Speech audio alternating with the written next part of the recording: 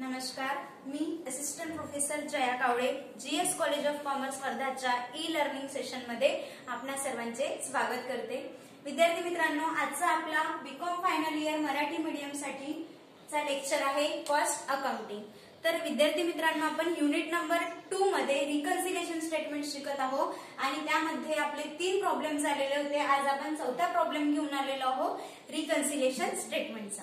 मागील जे आपले प्रॉब्लेम झालेले आहेत 1, 2, 3 हे जवळपास दुसरा आणि तिसरा प्रॉब्लेम यामध्ये आपण सोल्युशन मध्ये करताना किंवा क्वेश्चन मध्ये देताना आपल्याला दिलेल्या माहितीवरून आपण कॉस्ट शीट तयार केली, प्रॉफिट अँड लॉस अकाउंट तयार केलं आणि त्या आधारावरून आलेल्या प्रॉफिटचं रिकन्सिलाइज करण्याकरिता रिकन्सिलिएशन स्टेटमेंट आपण तयार केलं। मात्र आजच्या या प्रॉब्लेम मध्ये ते जे प्रॉब्लेम होते ते आपल्याला 16 मार्क्ससाठी विचारले जाण्याची शक्यता आहे, परंतु आजचा जो प्रॉब्लेम आहे ज्याची प्रॅक्टिस आपण आता करणार आहोत हा प्रॉब्लेम आपल्याला 8 मार्क्ससाठी विचारला जाऊ शकते किंवा जर यामध्ये अजून जास्त आयटम्स दिले तर असा प्रॉब्लेम 16 मार्क्ससाठी सुद्धा आपला बनू शकतो। पण जास्तीत जास्त 8 मार्क्ससाठी अशा प्रकारचे प्रॉब्लेम हे युनिव्हर्सिटीच्या पेपर मध्ये विचारले जातात। तर आता क्वेश्चन बघून घेऊया की क्वेश्चन मध्ये आपल्याला काय दिलेलं आहे आणि त्या आधारावरून आपल्याला रिकन्सिलिएशन स्टेटमेंट तयार करायचं आहे। तर क्वेश्चन बघा, क्वेश्चन आपल्याला Mamta company submitted the following information, म्हणजे दिलेली जी इन्फॉर्मेशन आहे ती कुणाची दिलेली आहे, ममता कंपनी लिमिटेड। आणि इन्फॉर्मेशन बघूया काय दिलेलं आहे। तर सर्वात first profit as per financial accounting. तर फायनान्शियल अकाउंटिंगच्या माध्यमाने आपल्याला प्रॉफिट दिलेला आहे 1,28,754। त्याच पद्धतीने दुसरं प्रॉफिट दिलेलं आहे profit as per cost accounting. तर कॉस्ट अकाउंटिंगच्या माध्यमाने प्रॉफिट आहे 1,72,400। 1,72,400। त्यानंतर after scrutiny of both the books following information received, म्हणजे दोन्ही बुक्सचं बोथ दी बुक्स म्हणजे काय, कॉस्ट बुक आणि फायनान्शियल बुक्स या दोन्ही बुक्सचं स्क्रूटिंग केल्यानंतर आपल्याला खालील इन्फॉर्मेशन मिळालेली आहे असं क्वेश्चन मध्ये दिलेलं आहे। तर बघा आता कोणती इन्फॉर्मेशन मिळालेली आहे ज्याचा यूज आपण रिकन्सिलिएशन स्टेटमेंट तयार करत असताना करू शकतो। तर first, work on cost under charge in cost account. आता वर्क ऑन कॉस्ट काय आहे, एक्सपेन्सेस कसं दिलेलं आहे, अंडर चार्ज। आता रिकन्सिलिएशन स्टेटमेंट तयार करत असताना आपण काय करतो की एक्सपेन्सेस आणि इन्कम या दोन गोष्टी आहेत। तर एक्सपेन्सेस आणि इन्कम या दोन्ही गोष्टी काय होऊ शकते, एक तर ओव्हरचार्ज किंवा अंडर चार्ज। इन्कम सुद्धा ओव्हर शो किंवा अंडर शो, म्हणजे कमी दाखवणे जास्त दाखवणे। एक्सपेन्सेस जास्त शो करणे, जास्त चार्ज करणे किंवा कमी चार्ज करणे। तर काय करत असतो आपण की एक्सपेन्सेस ओव्हर चार्ज जर असेल तर एक्सपेन्सेस ओव्हर चार्ज आपण काय करत असतो, प्लस करत असतो। त्याचं रिझनही मी तुम्हाला सांगितलं, एक्सपेन्सेस आपण जास्त चार्ज केलेले आहे त्यामुळे आपलं प्रॉफिट कमी होते आणि प्रॉफिट कमी झालेलं आहे ना, आता त्याला वाढवायचं आहे तर त्याच्यामध्ये ते प्लस करायचं आहे। त्यानंतर एक्सपेन्सेस अंडर चार्ज म्हणजे एक्सपेन्सेस जर कमी चार्ज केलेले आहे तर काय होईल की आपलं प्रॉफिट जास्त दिसेल आणि प्रॉफिट जर जास्त दिसून राहिला तर त्याला कमी करायचं आहे तर आपल्याला मायनस करावं लागेल। हे झालं expenses, over charge plus under charge minus. दुसरा इन्कम। इन्कम काय आहे, चार्ज करत नाही, शो करत असतो आपण। तर इन्कम जर आपलं ओव्हर शो असेल म्हणजे जास्त दाखवला गेलेला आहे। आता इन्कम जास्त दाखवलं गेलं तर प्रॉफिट वाढलं आणि प्रॉफिट वाढलेलं आहे आणि आता आपल्याला रिकन्सिलाइज करण्यासाठी काय करायचं आहे, कमी करायचं आहे। तर कमी करण्यासाठी मायनस, इन्कम ओव्हर शो काय करायचं आहे, मायनस। त्याच पद्धतीने इन्कम अंडर शो म्हणजे इन्कम कमी दाखवलेलं आहे। आता इन्कम कमी दाखवलेलं आहे त्यामुळे आपलं प्रॉफिट कमी दिसत आहे आणि कमी दिसत आहे तर आता जास्त दाखवण्यासाठी काय करायचं आहे, प्लस करायचं आहे। तर कळलं, इन्कम अंडर शो प्लस आणि ओव्हर शो मायनस। एक्सपेन्सेसचं उलट, ओव्हर चार्ज प्लस आणि अंडर चार्ज मायनस। इथे कॉन्ट्रा आहे, इथे प्लसच्या याच्यामध्ये इन्कम अंडर शो, मायनस मध्ये एक्सपेन्सेस अंडर चार्ज, प्लस मध्ये एक्सपेन्सेस ओव्हर चार्ज, मायनस मध्ये income under show, over show. कळलं। आता बघू क्वेश्चन। क्वेश्चन बघतानाच आपण आपल्याला रिकन्सिलिएशन स्टेटमेंट मध्ये काय करायचं आहे, कुठला पद प्लस करायचा आहे, करायचं आहे हे आपण सोबतच बघून घेऊया, म्हणजे आपल्याला डायरेक्ट आपल्याला रिकन्सिलेशन स्टेटमेंट मध्ये व्हॅल्यू पुट करता येईल आणि जास्त वेळ सुद्धा आपला जाणार नाही. तर बघा, first work cost in under charge. आताच बघितलं, अंडर चार्ज एक्सपेन्सेस आणि एक्सपेन्सेस अंडर चार्ज काय होते, मायनस होते. तर या ठिकाणी work on cost under charge काय होईल, मायनस होईल. क्लिअर. दुसरं, office on cost over charge in cost account. आता ऑफिस ऑन कॉस्ट काय आहे, एक्सपेन्सेस आहे. कसं आहे, ओव्हर चार्ज आहे, बरोबर आहे. आणि ओव्हर चार्ज काय करतो आपण, प्लस करत असतो, कारण जास्त चार्ज केलेला आहे तर प्रॉफिट कमी दिसत आहे, वाढवायचा आहे तर प्लस, म्हणजे ते कुठे ऍड मध्ये प्लस मध्ये येईल. देन नेक्स्ट, आता बघा डेप्रिसिएशन आपल्याला दिलेलं आहे. Depreciation charge in financial account किती दिलेलं आहे, 11,200. दुसरं, depreciation charge in cost account, म्हणजे कॉस्ट अकाउंटिंग मध्ये डेप्रिसिएशन किती चार्ज केलेलं आहे, 12,500. पॉइंट एकच आहे, फक्त आपल्याला दोन्ही इन्फॉर्मेशन दिलेली आहे की कॉस्ट मध्ये किती लिहिलेलं आहे आपण आणि फायनान्शियल अकाउंटिंग मध्ये किती लिहिलेलं आहे. आता कॉस्ट शीट मध्ये जे लिहिलेलं आहे एक्सपेन्सेस, तो ऍक्च्युअल एक्सपेन्सेस आहे का आपला, नाही, कारण आपण कॉस्ट शीट मध्ये असा वर विचार करता ते एक्सपेन्सेस घेत असतो. मात्र फायनान्शियल अकाउंटिंग मध्ये त्या ज्या डेप्रिसिएशनच्या मेथड आपल्या असतात त्या मेथडचा यूज करून बाकायदा आपण ते डेप्रिसिएशन कॅल्क्युलेट करत असतो. त्यामुळे हे जे दिलेलं आहे काय आहे, आपला ऍक्च्युअल डेप्रिसिएशनचा एक्सपेन्सेस आहे. परंतु आपण कॉस्ट शीट मध्ये मात्र किती लिहिलेलं आहे, जास्त लिहिलेलं आहे, कारण जास्त कसं 11,200 ऍक्च्युअल आहे आणि लिहिलेला आपण किती 12,500. तर आपण या ठिकाणी आपण जो डेप्रिसिएशन एक्सपेन्सेस आहे तो कसं आहे, तो आपण जास्त चार्ज केलेला आहे, जास्त लिहिलेला आहे. आता किती जास्त लिहिलेला आहे, तर 12,500 म्हणजे 12,500 मधून 11,200 मायनस करा, या ठिकाणी आपल्याला मिळेल 1,300. म्हणजे डेप्रिसिएशन हा जो एक्सपेन्सेस आहे तो आपण 1,300 एक्स्ट्रा लिहिलेला आहे, जास्त लिहिलेला आहे. आणि एक्सपेन्सेस जर ओव्हर चार्ज आहे, जास्त लिहिलेला आहे, तर तो आपण काय करत असतो, प्लस करत असतो. ठीक आहे. त्यानंतर नेक्स्ट 6वा point, loss due to obsolescence of machine charge in financial account. म्हणजे ऍब्सोलेन्सेस ऑफ मशीन म्हणजे जे प्रचलित मशीन आहे, म्हणजे जी जुनी मशीन आहे त्याचा यूज करून आपण प्रोडक्शन केलेलं आहे. हालाकी आपण मशीनचं जे आउटडेटेड झालेलं आहे त्याचा वापर न करता आपण नवीन मशीन विकत घेऊन प्रोडक्शन करायला पाहिजे. परंतु आपल्याला असं वाटलं की ही मशीन सध्या चालू आहे तर यावर सुद्धा आपलं काम होऊ शकते, तर आपण त्या जुन्याच मशीनचा उपयोग करून प्रोडक्शन केलं. मात्र त्यामुळे आपला काय झालं आहे, लॉस झालेला आहे. जर आपण त्या बदल्यामध्ये नवीन मशीन घेऊन जर प्रोडक्शन केलं असतं तर कदाचित आपलं जे प्रोडक्शन आहे ते प्रोडक्शन वाढलं असतं. तर तो जो लॉस झालेला आहे तेवढ्या प्रोडक्शनचा आपला तो लॉस किंवा त्या मशीनमुळे झालेला जो लॉस आहे तर तो लॉस आपला एक्सपेन्सेस आपण त्याला समजूया. तर तो कसा आहे, फक्त फायनान्शियल अकाउंटिंग मध्ये आपण शो केलेला आहे. तर या ठिकाणी ते कॉस्ट शीट मध्ये शो केलेला नाही आणि जो एक्सपेन्सेस कॉस्ट शीट मध्ये शो केलेला नाही, त्यामुळे आपलं जे प्रॉफिट आहे ते प्रॉफिट कसं आहे की जास्त दिसत आहे आणि आता त्याला कमी करायचं आहे. कमी करायचा इन द सेन्स तो शो, आता हा एक्सपेन्सेस आपल्याला प्रत्यक्षपणे दाखवावा लागेल, तर ते आता यामधून मायनस होईल. म्हणजे प्रॉफिट मधून काय होईल, ते मायनस होईल. कमी शो किंवा कमी चार्ज किंवा अंडर चार्ज किंवा नॉट चार्ज, चार्जेस केलेला नाही म्हणजे नॉट चार्ज, तर काय होईल, मायनस होईल. ठीक आहे. त्यानंतर next, income tax charge only in financial books. आता बघा, इन्कम टॅक्स काय आहे आपलं, काय आहे आपला एक्सपेन्सेस आहे, बरोबर आहे. परंतु इन्कम टॅक्स नावाचा कुठला तरी पद आपण कॉस्ट शीट मध्ये घेतो का, नाही घेत, कारण आपण कॉस्ट शीट तयार केलेली आहे. परंतु कॉस्ट शीट मध्ये आपण कुठेतरी इन्कम टॅक्स वगैरे घेतलेला आहे का, नाही घेतलेला आहे. परंतु हा जो इन्कम टॅक्स एक्सपेन्सेस आहे हा फायनान्शियल अकाउंटिंग मध्ये घेत असतो आणि तो आपल्या व्यवसायाचा खर्च आहे, त्यामुळे तो घेतला जाणे आवश्यकच आहे. आणि हा जो एक्सपेन्सेस आहे हा आपण कॉस्ट शीट मध्ये घेतलेला नाही, म्हणजे काय आहे, तो नॉट चार्ज आहे किंवा कमी चार्ज आहे. आणि एक्सपेन्सेस नॉट चार्ज किंवा अंडर चार्ज काय करत असतो आपण, रिकन्सिलेशन स्टेटमेंट मधून मायनस करत असतो. तर हा इन्कम टॅक्स काय होईल, इथून मायनस होईल. क्लिअर.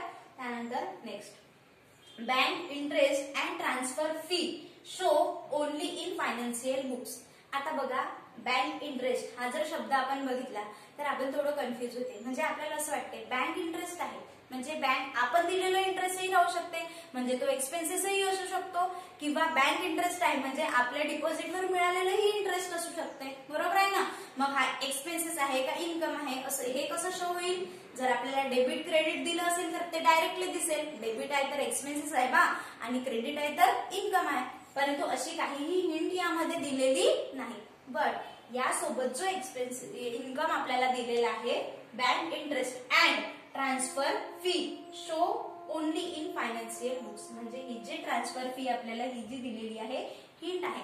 म्हणजे ट्रान्सफर फी, आता ही ट्रान्सफर फी कशाची असू शकते तर आपण आपला एक साधा लॉजिक लावू शकतो की आपण कंपनीची इन्फॉर्मेशन बघत आहोत आणि कंपनीमध्ये ही ट्रान्सफर फी असते. आणि ट्रान्सफर फी ही कशाची, ट्रान्सफर फी म्हणजे हस्तांतरण शुल्क. आणि हस्तांतरण शुल्क हे भागांचं असू शकते बा, म्हणजे शेअर्सचं. कारण शेअर्स कसे असतात, भाग कसे असतात, ट्रान्सफरेबल असतात, हस्तांतरणक्षम असते.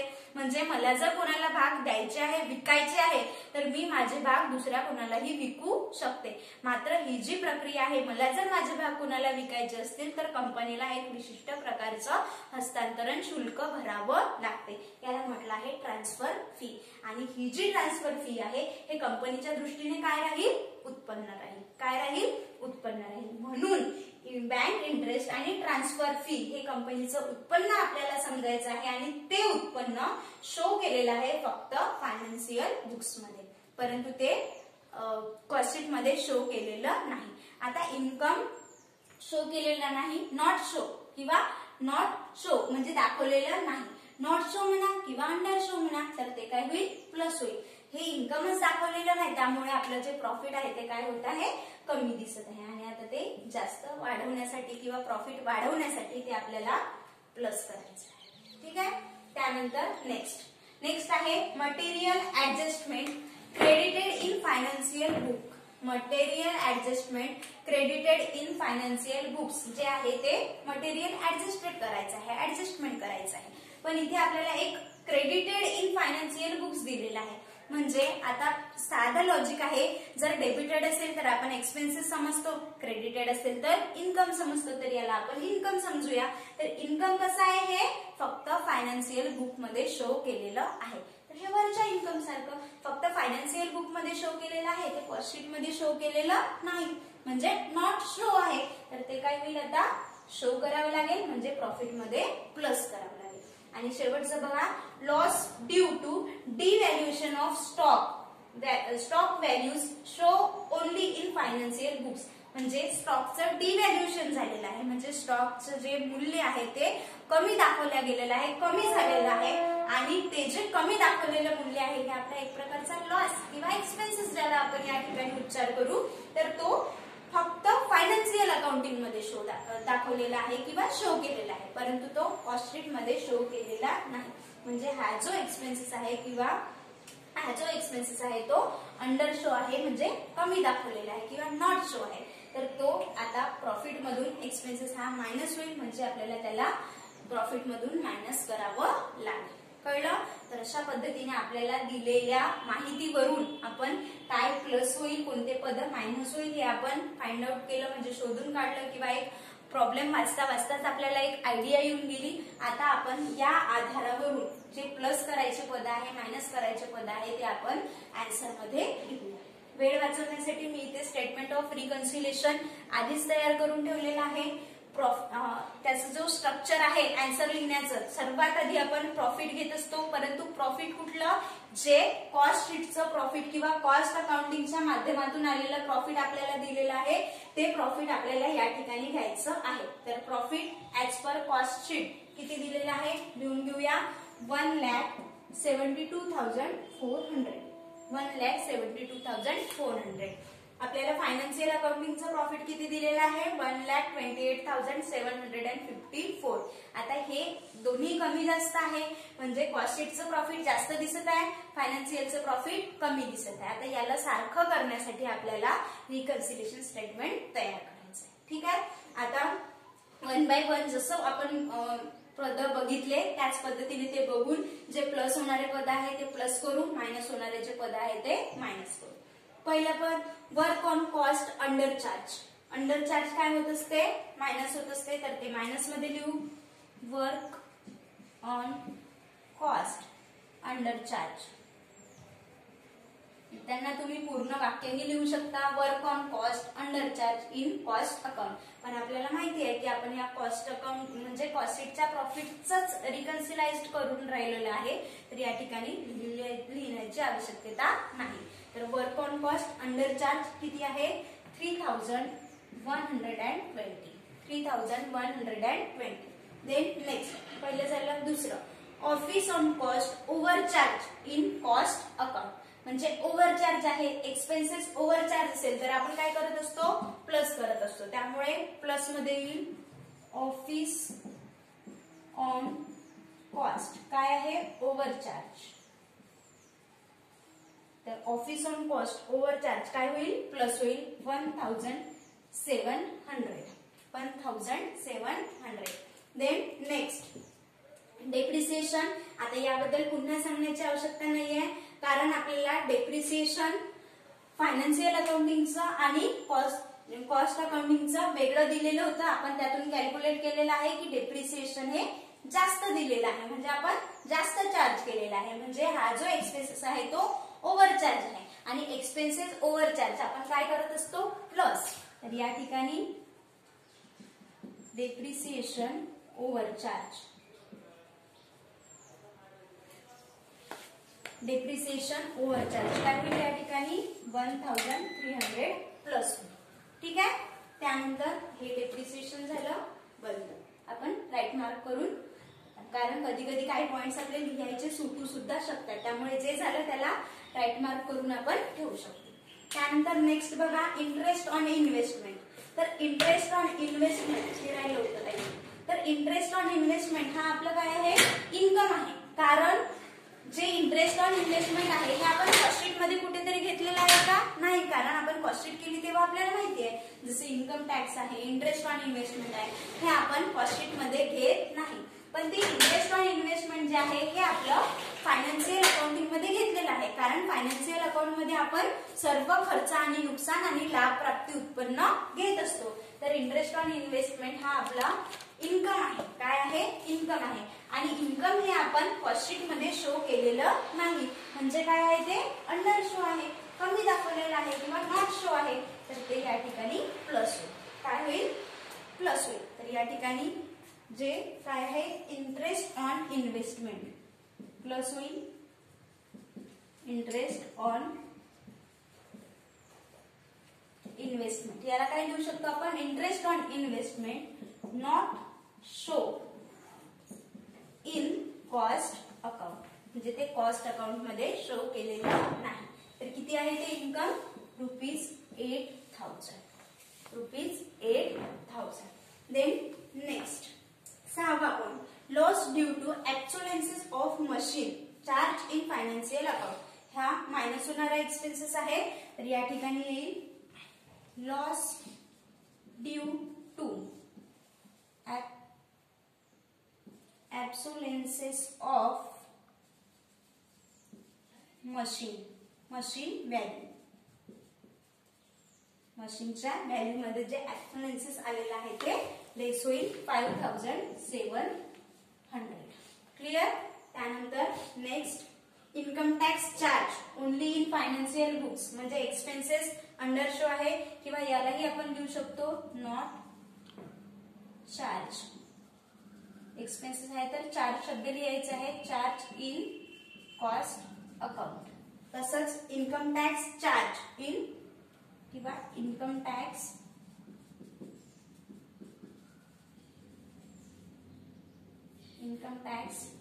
Not charge in cost account किंवा income tax charge only financial books असं सुद्धा आपण लिहू शकतो. तर त्याची अमाऊंट किती आहे, 40,300. 40,300 हा सुद्धा झालेला आहे. Then next bank interest and transfer fee income not show in cost accounting, तर या ठिकाणी प्लस, तर या ठिकाणी आपण लिहू interest and transfer fee not show in cost account किंवा कॉस्ट शीट, किंवा याला आपण लिहू शकतो only show in financial books. किती आहे amount? 750. Next 9th, material adjustment credited in financial books. हा सुद्धा इन्कम आहे, हा सुद्धा इथे प्लस होईल. मटेरियल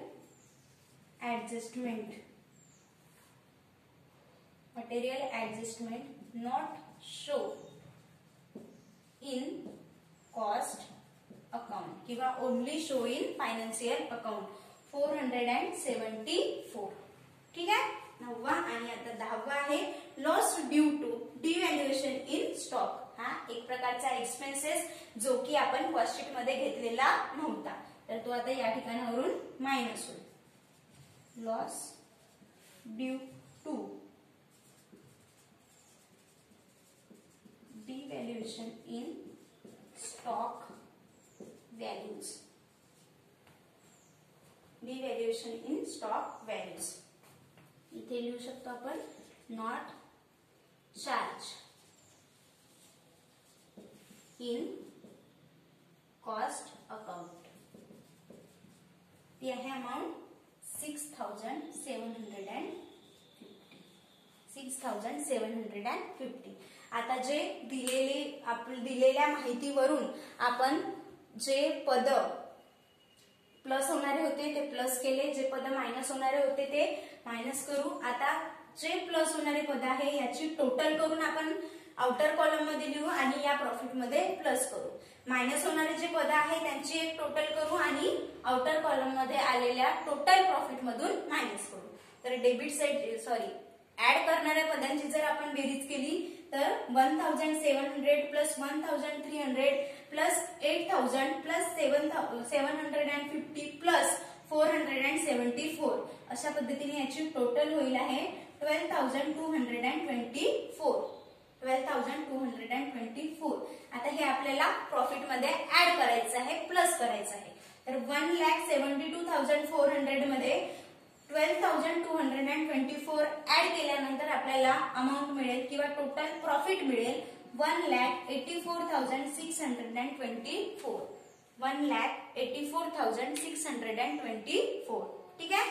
आता जे पद मायनस करायचे आहे त्याची एक एकंदरीत टोटल आपण करू आणि ती प्रॉफिट मधून मायनस करू.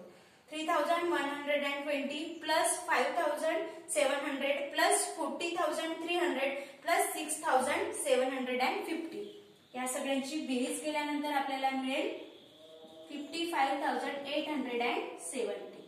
55,870. आणि आता या टोटल प्रॉफिट मधून मायनस होणारे पद प्लेस करायचे, मायनस करायचे. 1,84,624 मधनं 55,870 लेस केल्यानंतर आपल्याला जे प्रॉफिट मिळेल ते आपलं प्रॉफिट राहील. आपलं कॉस्ट शीटच्या आपल्या फायनान्शियल अकाउंटिंगच्या प्रॉफिट एवढं ते राहील. किती आहे? 1,28,754. 1,28,754. याला आपण नाव सुद्धा देऊ शकतो प्रॉफिट. काय म्हणू आता याला आपण? As per financial books. As per financial books.